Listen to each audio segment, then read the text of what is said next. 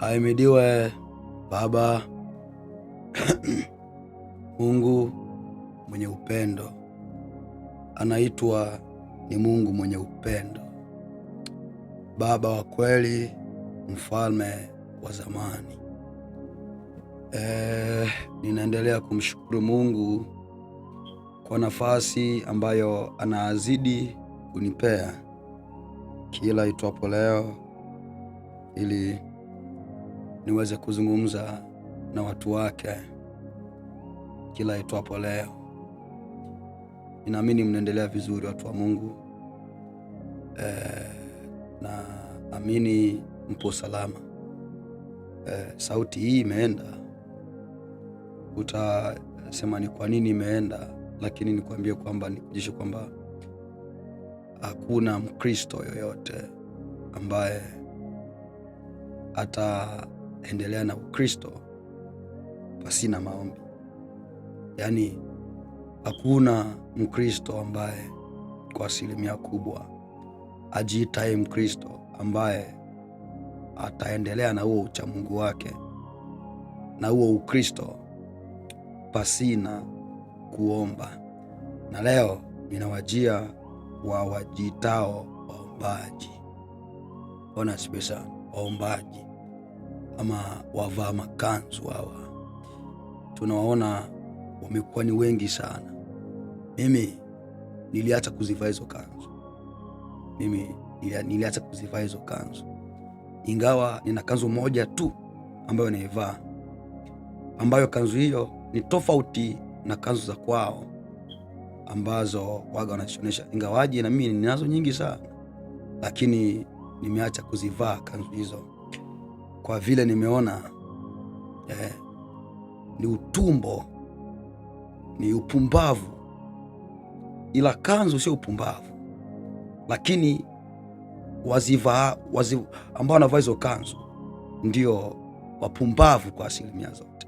Kwa nini ni wapumbavu? Watu wa Mungu, kweli ni kwamba kuitwa muombaji, neno uombaji ama Mkristo kabisa, sababu Mkristo sharti awe muombaji. Wengine hapana, mimi sio muombaji, mimi ni mwimbaji. Hakuna Mkristo asiye muombaji. Nini maana ya Ukristo? Nini maana ya Ukristo? Ukristo ni Kristo. Yaani Ukristo wa Kristo ni wafuasi wa Yesu. Ndio wa Kristo, ndio wanaitwa ni wa Kristo. Sasa kama Kristo mwenyewe ambaye sisi ni wafuasi wake, kama Kristo mwenyewe alikuwa muombaji, kwa nini sisi wafuasi wake tusiwe waombaji? Bwana asifiwe sana. Basi nafika mahala tunakuwa na mionekano mizuri ya nje, lakini hatufananii Ukristo, uchamungu, ulokole wenyewe kabisa, hatufananii. Mpaka leo hii kuna ambao wanavaa hizi kanzu za maombi hizi, lakini wengine ni wazinzi. Leo niliandika barua fupi sana kwa ajili ya Mkristo muombaji. Tukaona kwamba kuna tofauti kati ya kuwa muombaji na kuwa mvaa makanzu na kuwa mvaa kanzu. Nikaona kwamba waombaji ni wachache, lakini wavaa makanzu ni wengi, na hao kwa sababu ya wingi wao, hao tena ndio wazinzi wakubwa. Kijana unanisikiliza, dada unanisikiliza, hebu nataka ulokole uheshimike. Imeandikwa kwamba wivu wa nyumba ya baba yangu utanila, umenila. Kwa hiyo mimi sitamani ulokole huu uje uonekane kuwa si kitu mbele ya mataifa, na ulokole huu unazidi kudumaa kufuatana na mitindo na ulokole wenyewe, maisha ambayo wanayaishi. Sitamani ulokole uendelee kuitwa utaila, kuitwa ujinga, kuitwa upumbavu kwa sababu ya mjinga fulani ambaye anafanya uzinzi kwenye ulokole. Hicho mimi sikitamani kwa kweli. Kama unakitamani wewe, lakini mimi sikitamani kwa kweli. Imeandikwa kwenye Zaburi 101 pale mstari wa 8, asubuhi hata asubuhi nitawaharibu wabaya, niwatenge mbali na mji wa Bwana. Kwamba simama katika uwanja wa nyumba ya Bwana, uambie wote wajao kuabudu katika nyumba ya Bwana kwamba wagahiri waache dhambi zao, waache maovu yao, ndipo watapata kibali cha kuingia nyumbani mwa Bwana. Wewe ni mzinzi lakini unakuja tu kuabudu, afu tunakuacha eti? Hapana, huu ni mwaka wa kushughulika. Yaani huu ni mwaka wa kushughulika na kila mbwee ambaye anakuja kuharibu sifa ya Ukristo. Lazima ushughulikiwe. Yaani kwa gharama yoyote, kwa gharama yoyote, kwa hatari yoyote. Yaani lazima ushughulikiwe kabisa kwa nguvu yote. Tunakataa uolela kwenye Ukristo. Ifike mahala uolela tuukatae kwenye Ukristo. Tunakataa mazoea, yaani tunakataa ukawaida. Tunakataa uolela, uvaa makanzu lakini wazinzi. Mnafanya uzinzi, mnabebeshana mimba ovyo, utafikiri vimbwa vinapandiana, utafikiri vimbwa. Mungu aturume sana. Mungu aturume sana. Ifike mahala mwache ujinga, mwache upumbavu. Zinaa. Watu wa Mungu, zinaa ni mbaya sana.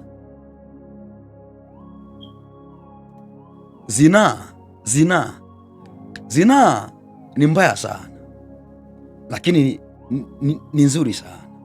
Ni nzuri wakati unaifanya, lakini matokeo ya zinaa ni makubwa.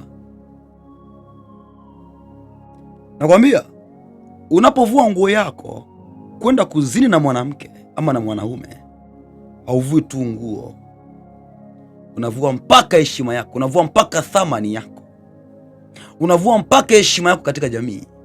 Waliokuwa na kuheshimu hata kuheshimu tena, kwa sababu ya ujinga ya zinaa ulioifanya. Dhambi ya dakika moja itaondoa heshima yako yote, mpaka milele utalia pasina kuthamaniwa, pasina kupata heshima ile ya kwanza ambayo ulikuwa nayo. Uchungu wa zinaa, matokeo ya zinaa. Leo tumekuwa na walokole, tumekuwa na wanajiita waombaji, lakini mimi nikiangalia sioni uombaji wowote, maana hawafanani na jina wanalojiita. Walau tu basi wangefanana basi jina, lakini wao tu wameshatukuvaa makanzu na vingine vyote, lakini hawafanani ulokole wenyewe ama uombaji wenyewe. Umeona wapi muombaji anazini mtu wa Mungu? Anazini wapi? Utafikiri mbwa, yani uko kila sehemu. Umeona wapi mtu wa Mungu? Yani unalala na kila mwanamume na kila mwanaume na kila mwanamke. Dada, kuvua kanzu yako dada, kuvua sketi yako, kuvua jipe yako ili kuzini au zini tu na ule mwanaume, unavua heshima yako, unavua thamani yako, unavua ule mshindo uliokuwa nao wakati unaomba. Watu wa Mungu, ifike mara tuache upumbavu, ifike mara tuache ujinga huo. Yaani mnakwenda kwenye mikutano ya Injili sio tena kwa ajili ya Mungu, maana mimi nadhani kwamba tu mimi mikutano ifungo tu milele, kwa sababu sioni matokeo mazuri kwa ajili ya mikutano hii kwa vijana. Kala tu kuzini ovyo, utasikia tu kuzini ovyo, tu kuzini ovyo, utafikia mimba kila muda. Sasa kuna faida gani ya mikutano wakati kwa kila mkutano, kila round ni mimba, uasharati, uzinzi? Watu wa Mungu, sikia maandiko haya. Alafu mkiitwa majoka eti natukana watu. Joka ni kila tendo baya, hilo ndio joka. Shetani ni wazo baya, wewe ndio shetani. Sikieni hapa Methali 6. Nianze kwanza niangalie Methali hapa 23, 28, 23 pale. Angalia haraka hapa. Methali 28, 23 anasema, amkemeaye mwenzake hatimaye atapata kibali zaidi ya mtu ajipendekezaye kwa ulimi wake. Hiyo sema eti mtumishi unatokana watu. Situkani watu, na wakemea waache ubaya wanaofanya. Bwana siwe sana. Na baadaye nijipatie kibali. Unasema una chuki zako. Hamna chuki hapa mtu wa Mungu. Hapa hamna chuki yoyote. Nakemea, nafanya wajibu wangu nilioitiwa kwenye kazi hii. Sijaitiwa kukaa kimya kwenye huduma. Sikia maandiko haya baada ya kuzini ambacho kinakutokea. Methali za Suleimani 6, nianze 32. Mtu azinie na mwanamke hana akili kabisa, afanya jambo litakalomwangamiza nafsi yake. Sasa baada ya kuzini, matokeo yake ni haya: atapata jeraha na kuvunjiwa heshima, wala fedha yake haitafutika kamwe, wala aibu yake haitafutika kamwe. Atapata jeraha na kuvunjiwa heshima. Kwa hiyo unapovua nguo, dada, unapoamua kuanza kuguswa matiti, makalio ovyo na kijana na wajita waombaji sijui na mwingine wote, utavunjiwa heshima. Utakuwa kahaba, utakuwa malaya, utakuwa mpumbavu, utakuwa mwasharati, utakuwa ni mzinzi. Na imeandikwa wazinzi wote hawataingia mbinguni. Alimadamu ni mzinzi au ingie mbinguni, hautaingia, au ingie mbinguni. Yani ndio Mungu nyie, hakuna mzinzi atakayeingia mbinguni kwa gharama. Kwani hata ulie machozi ya damu hautaingia mbinguni. Sikia hapa, sikia maandiko, Ufunuo 21:8 nasema, bali waoga, yani sio tu wenye dhambi, yani hata uoga ni dhambi. Maana ambacho kinakufanya usiingie mbinguni ni matendo mabaya, ni dhambi. Na alimadamu uoga uko hapa, maana kwamba hata ukiwa ni muoga utaingia mbinguni. Maana uoga unakufanya usifanye ambayo ulipaswa kuyafanya kwa ajili ya ulimwengu, dhambi tayari. Bali waoga na wasioamini na wachukizao na wauaji na wazinzi, pointi yangu ni wazinzi, na wazinzi na wachawi na hao waabuduo sanamu, sehemu yao sanamu na waongo wote, sehemu yao ni katika lile ziwa liwakalo moto na kibiriti.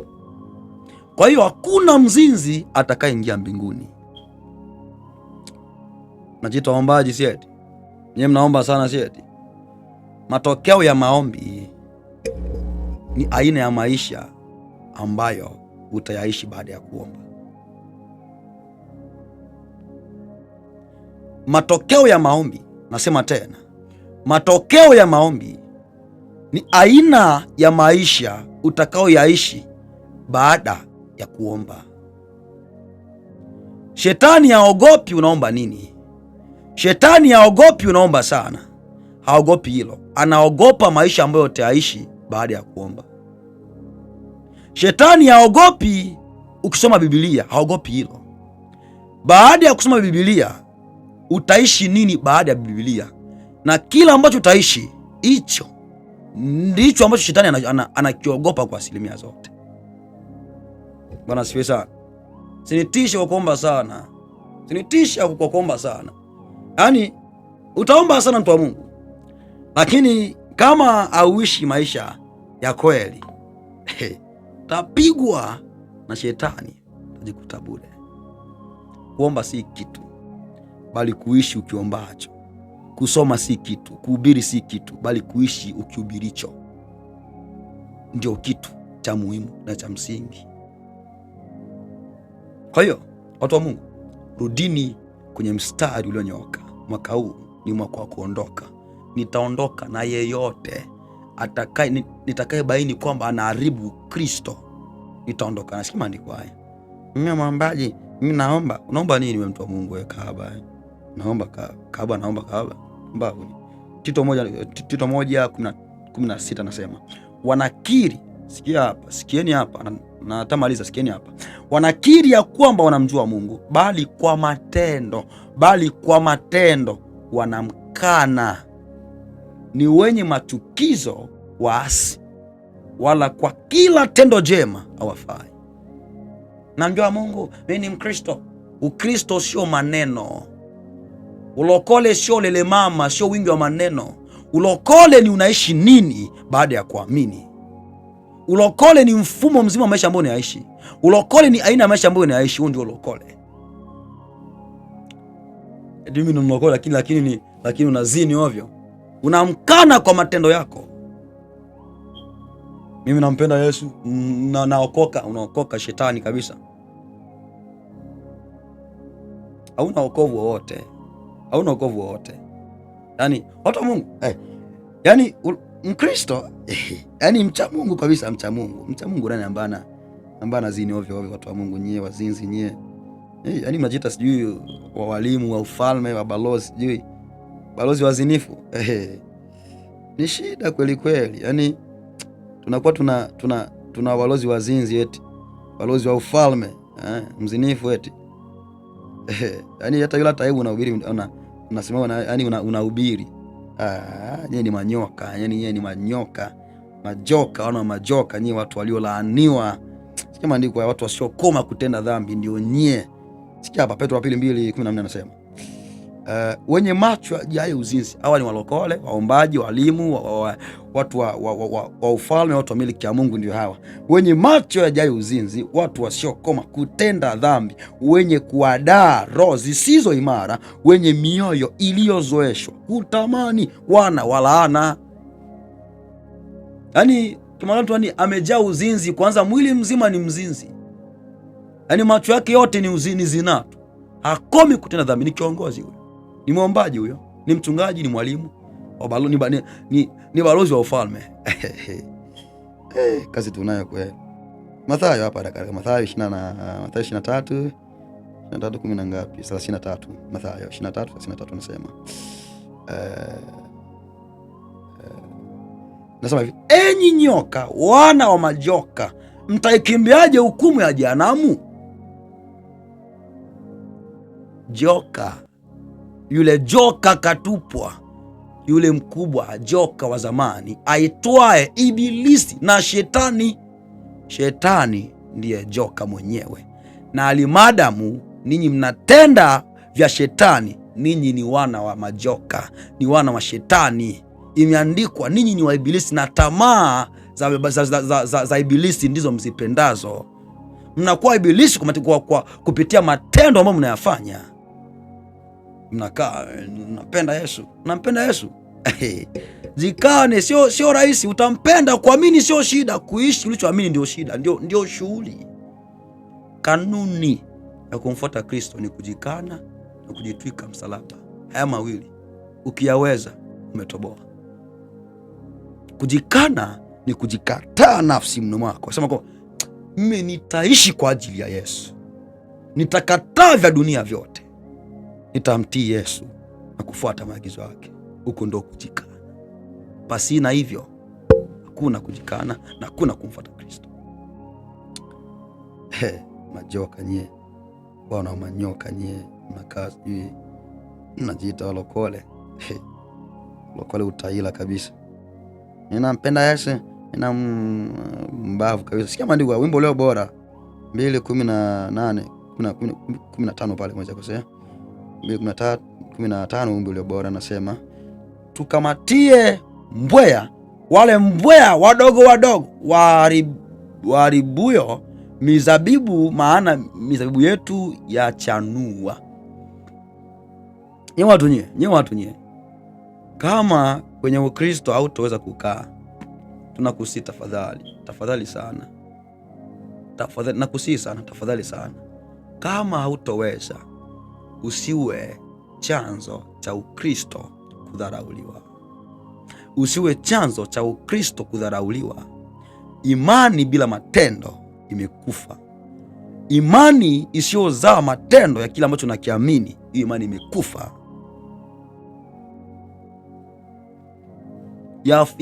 Yamfaa nini mtu kuamini wakati ana matendo?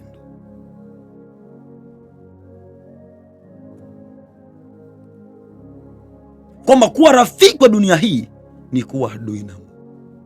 Kwa hiyo Mungu ana maadui. Kwa nini? Ni warafiki wa dunia. Kwa hiyo uombaji sio fashion. Uombaji sio fashion. Uombaji sio jina. Uombaji ni unafanya nini? Uombaji ni unafanya nini?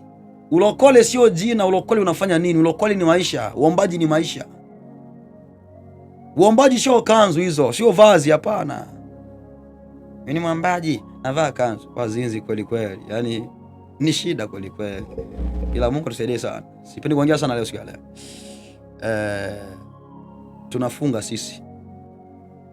Ni mfungo wa siku 36.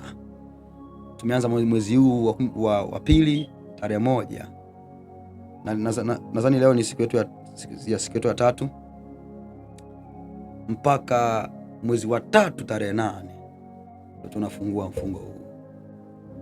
Tunajaribu kumtafuta Bwana kwa namna yote. Imeandikwa kwenye Mathayo 17:21 kwamba namna hii haitoki isipokuwa kufunga na kuomba. Tunajaribu kumtafuta Bwana kwa viwango ambavyo walau tukiwa tunatembea tuwe na neema ya Mungu. Walau watuonapo watu waseme kweli wale ni watu wa Mungu. Waseme kweli wale ni kanisa inayotembea.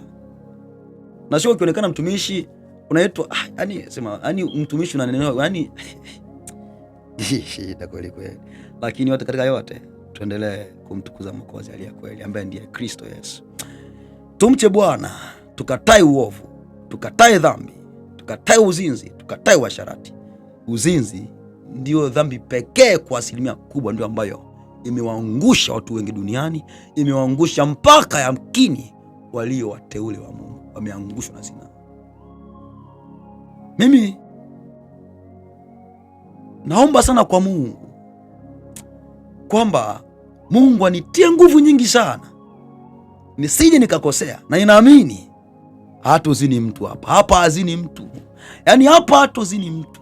Ni bora nife kuliko kuzini. Ni bora nife kuliko kuwa mzinzi. Ni bora niwe rafiki na kichaa kuliko kuwa mzinifu. Maombi mengi yafaa sana kwa Mkristo. Bila maombi mengi hautotoboa. Inawezekana kuwa mtakatifu duniani. Inawezekana kuwa mkamilifu duniani. Inawezekana kwenda mbinguni. Inawezekana kuishi bila tamaa ya zinaa.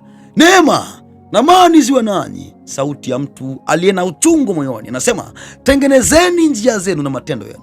Yesu mhukumu wake yu karibu ya kuja kumlipa kila mmoja sawasawa na kazi yake na matendo yake. Na hii ndiyo maana ya neno Maranatha, na uje Bwana Yesu.